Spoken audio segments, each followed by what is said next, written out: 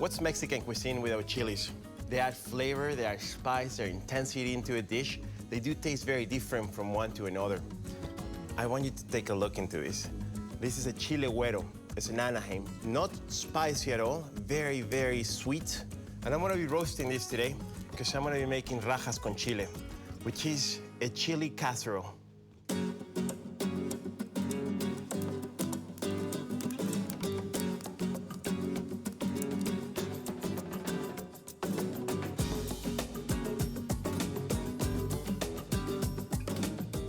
Now, I want you to take a look at this. See how burned they are? This is exactly what I'm looking for.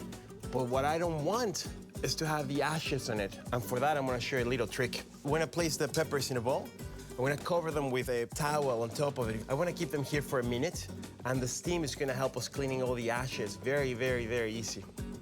While my peppers are steaming, I'm gonna start on my creamy sauce.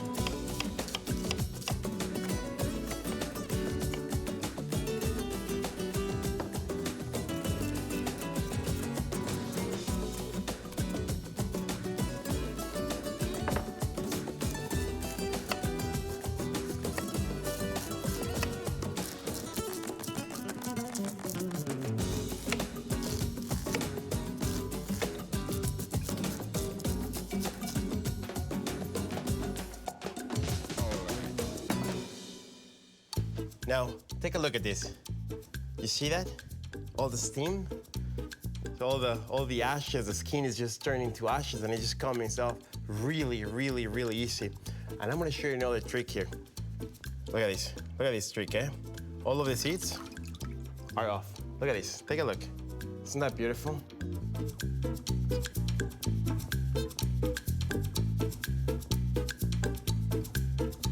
And there you go. Now, what's amazing about this? The average Mexican eats 30 to 35 pounds of peppers a year. That is how important peppers are in Mexico.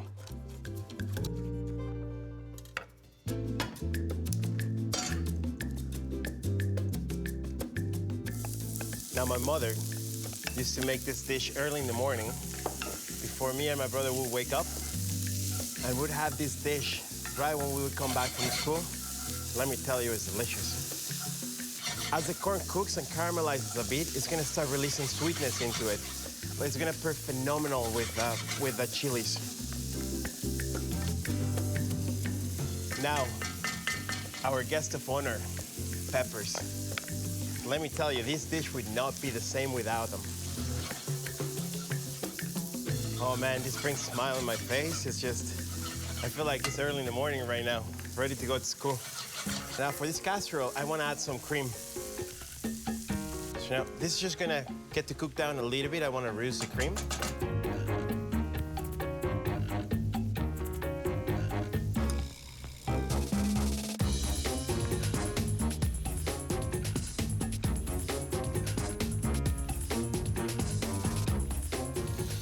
I'm telling you, this is gonna be the creamiest chili you'll ever have. Now for this, my rice. I use basmati rice, but you can use any rice you have or you want.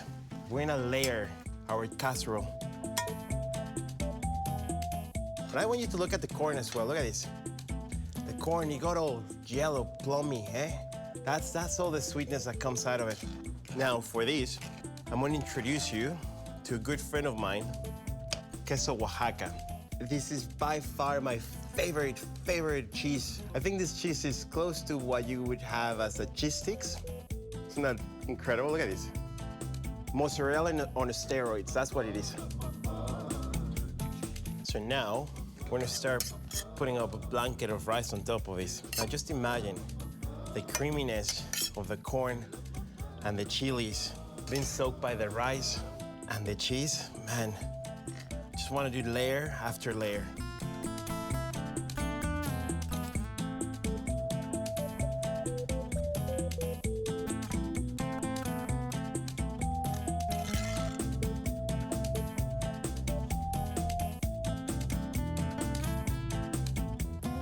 Mom, this is for you.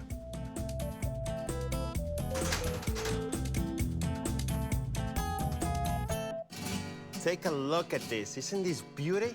Just the gooiness, the crispiness of the cheese. Just look at that. It's gonna be delicious.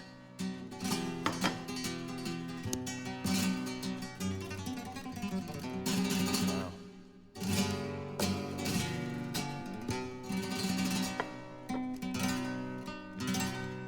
I don't even know where to start.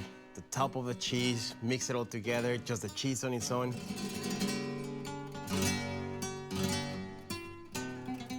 And this is delicious. The cheese, the rice, the corn, the cream, they make this dish really, really good. But the peppers, man, those peppers, they just add an extra kick into these.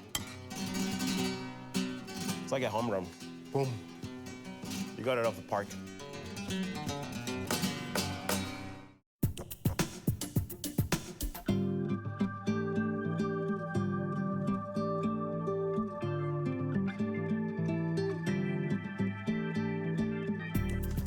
Chile rellenos, stuffed chilies. The original jalapeno popper. I roasted the chilies and I put them in a bag so the steam would allow me to peel the skin faster. Look at this. Perfect. Now I want to make a little incision because I'm going to remove all the seeds, and I want you to take a look at this. I want to get out of the seeds here because it's a poblano pepper and it's mildly spicy. Now, for this particular recipe, I'm gonna be using Chihuahua cheese. Now, if you are not able to find Chihuahua, you can use a mild cheddar for this. We're gonna finish peeling all of our peppers.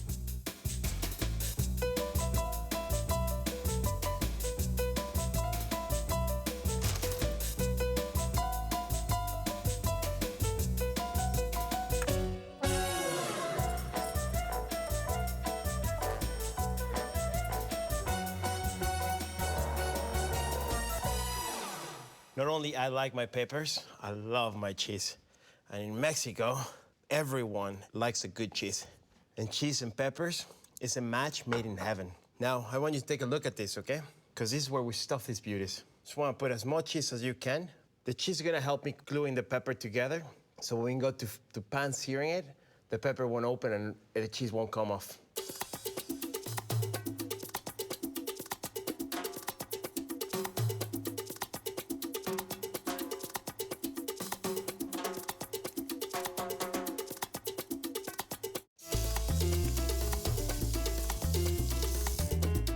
When I came to Canada, you know, on the cold days or on lonely days, you know, because it took quite a bit of time before I could go back home for the first time to see my family. So these, every time I would feel a little sad or lonely, I would make chile rellenos and it would take me back home.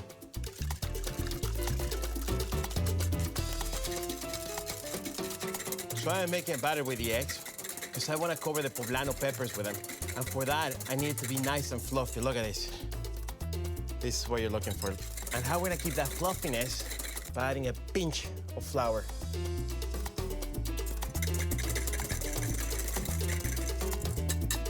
Perfect. Now, the poblano peppers are taking a dip. Perfect. They're all covered in our fluffy egg mixture.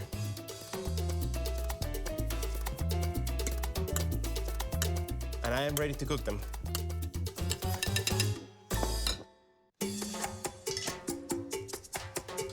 Enough oil, but not too much that you're deep frying them. Now, if you deep fry these, there's a good chance that the cheese may ooze out of the pepper. I do not want that on mine. But look at this. Look at how the egg is becoming fluffy and puffy almost. So the egg mixture helps closing down the pepper, keeps the cheese inside.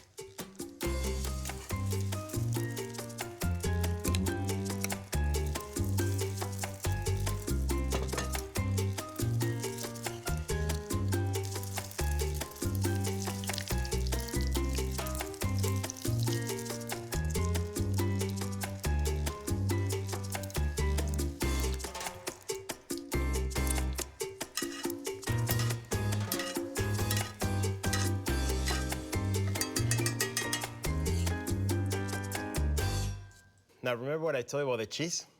Look at this. Isn't that amazing? The whole cheese oozes out of the pepper. Man, it's gonna be delicious. And I'm telling you, these peppers are addictive.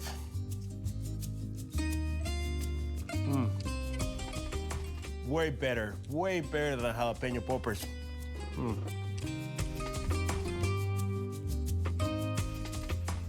What makes this dish so good? The crunchiness of the pepper, because it's not cooked all the way through, and the ooziness of the cheese. The texture in your mouth is just, this is like a fiesta de sabores, a party in my mouth.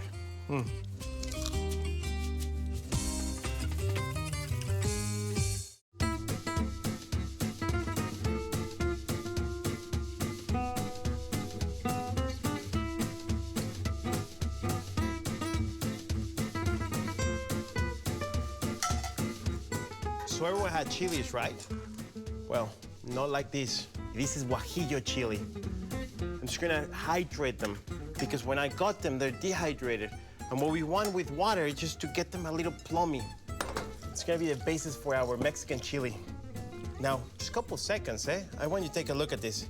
Just very quickly, as soon as I hydrate them, they become more malleable, you see? This is gonna be chile con carne y papas. Now, this, my friends, is beef chuck. Now, this piece of meat tends to be very tough, but for that, I'm gonna braise it.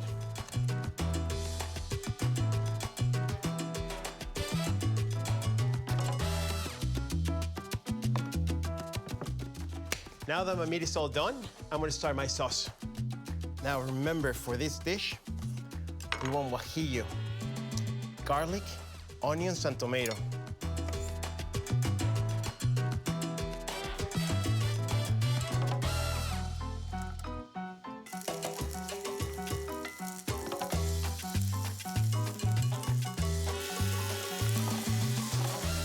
So I'm not chopping the chilies. We're gonna add them whole, as well as I'm gonna be using the liquid that I was hydrating the chilies on. This is gonna help us smoothing the sauce. Man, can you smell that? Somewhere in a house in Mexico, I'm sure someone is cooking this right now. Now this is ready. Look at the color, how much it changed. Now it's all red. It's almost like a ruby color. Now it just needs a good blitz.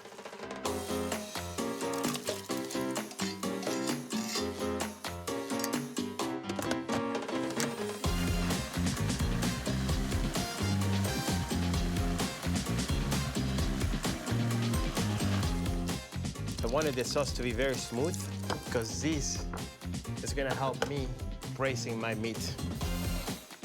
The aroma, wow. I like to sear my meat so the juices get trapped in it. You have to have a very, very hot pan. Look at the smoke coming out of it. Because if you don't do that, the meat won't sear and all the juices are gonna come off. Now, the other trick is not to overload the pan, okay? So we're gonna wait a little bit for all the first bunch of meat to get all seared, and then we're gonna add the rest.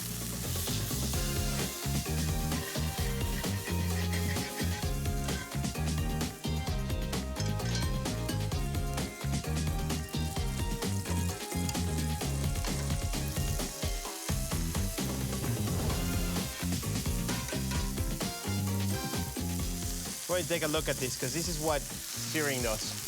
All the juice on the meat are right there. Look at that. Now down with the vegetables. Now for these, because there's so much flavor in the pan, I'm gonna add the potatoes and the onions, the garlic and the tomatoes that I chopped earlier into it. Look at this.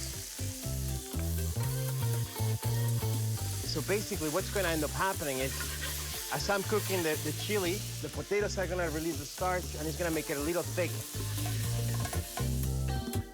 And last but not least, the sauce. And I'm telling you, this is gonna be unbelievably good. Happy cooking.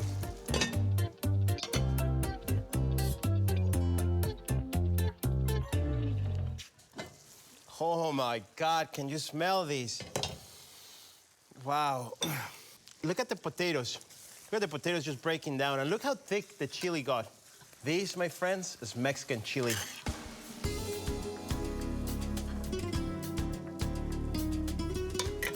And now, just to finish, a little bit of sour cream and cilantro, which I love.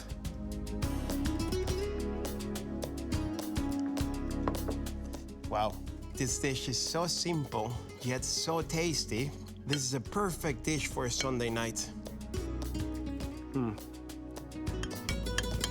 The texture of the meat, so tender. It's like a symphony of flavors in my plate. Look at this.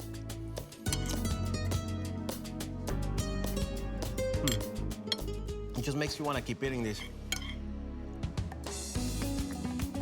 Beer, stew, the best. Salud.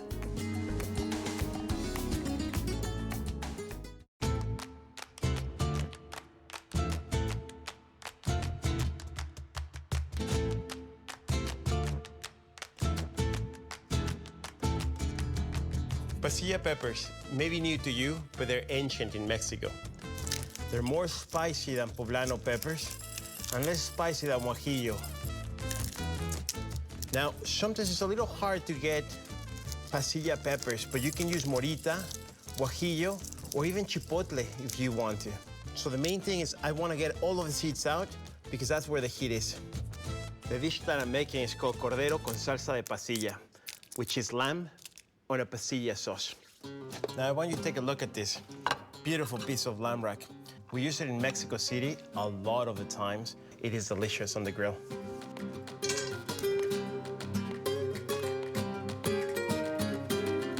Here goes the garlic. Now I just want you to pay close attention to this because I'm not chopping the garlic or mashing it. I want the garlic to be cooked whole. This is basically for the chilies. And you know the pasillas are in when the aromas start being released into the air. Now at this point, I'm gonna add some water. Out of these, we're gonna get our rub, and then we're gonna get our sauce.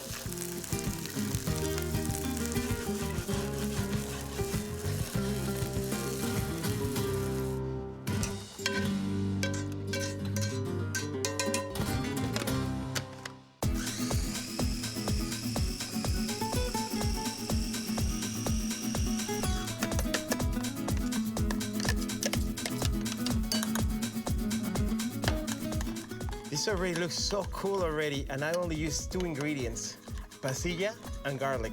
And I'm gonna sweeten it up with a bit of honey. And don't be shy with this. I like my pasilla sauce with enough sweetness to it. Honey and lamb, oh, so good. Whew. And that pasilla, it's a bit spicy. For that, I'm gonna add a tiny bit of apple vinegar. The vinegar is gonna help me not just to tenderize the meat, but also just reduces the heat that you get out of the rub. Now to the lamb. For these, I wanna add a bit of flavor, cumin and oregano. Once I sear these, the whole house is gonna smell like flowers. Salt.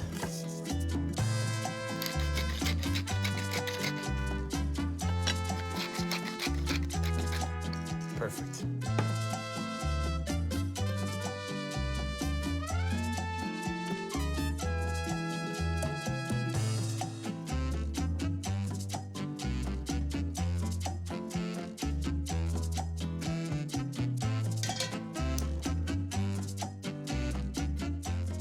As I speak, this lamb is absorbing all of the juiciness and the goodness of the pasilla sauce.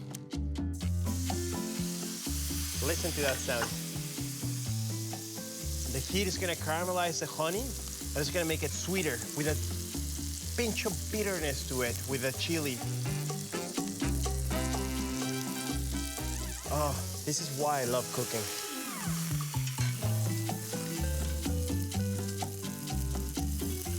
God, look at this beauty.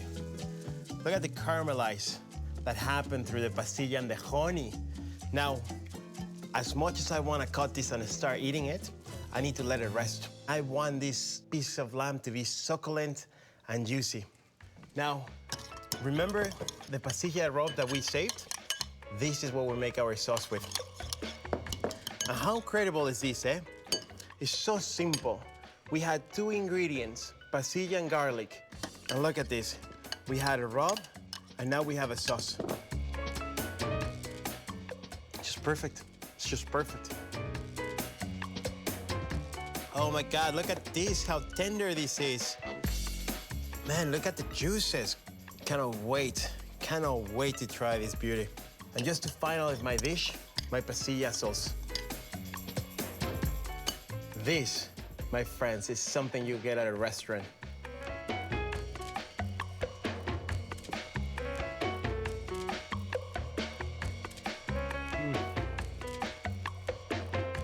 The sweetness of the honey and the spiciness of the pasilla, man, they go hand to hand.